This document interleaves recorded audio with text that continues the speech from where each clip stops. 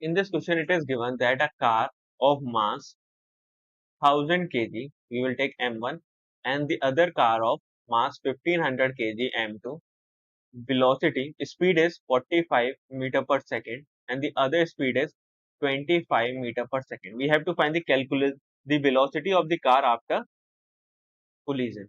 So we have M1 U1. We will take this initial velocity as U1 U2 plus M2 U2 according to the conservation of mass. This is it will stick to M1 plus M2 and the velocity will be V. So this value V is equal to what? M1